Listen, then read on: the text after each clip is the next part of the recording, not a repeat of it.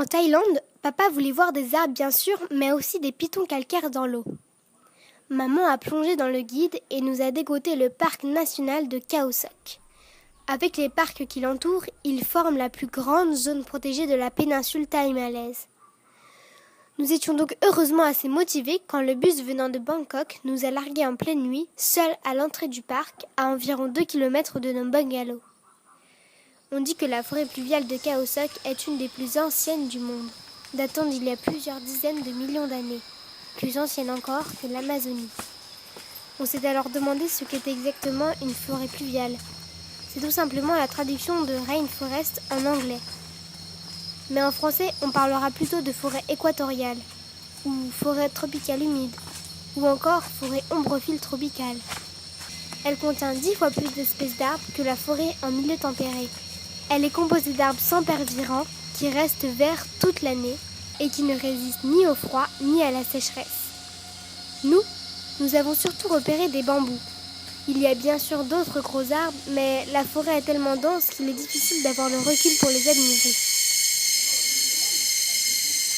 Nous avons eu le plaisir d'entendre des animaux, pas toujours très rassurants ni très amicaux d'ailleurs.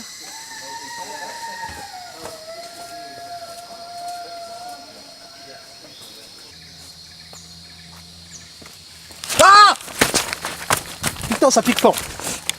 L'autre attraction de ce parc est le lac Chaolan, où nous avons passé 2 jours. De petites huttes rudimentaires, mais à notre goût, nous ont accueillis au cœur de ce paradis terrestre. Papa a pu admirer ces pitons calcaires. Nous avons pu nous baigner du matin au soir et maman était contente de ces photos. Yaya, notre guide, nous a fait vivre des aventures extraordinaires, comme le safari de nuit où nous étions seuls au monde, au milieu du lac, à écouter les animaux, à la seule clarté des étoiles.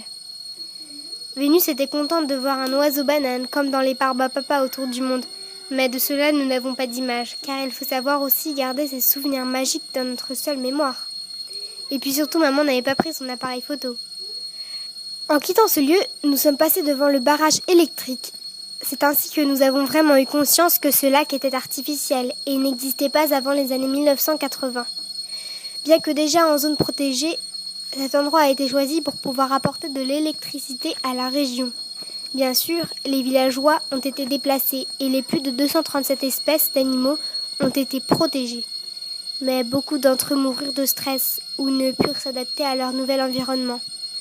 Enfin nous, 30 ans plus tard, nous y avons découvert sur cette courte durée les paysages les plus incroyables que nous aurions pu imaginer, dignes d'un dessin animé de Miyazaki.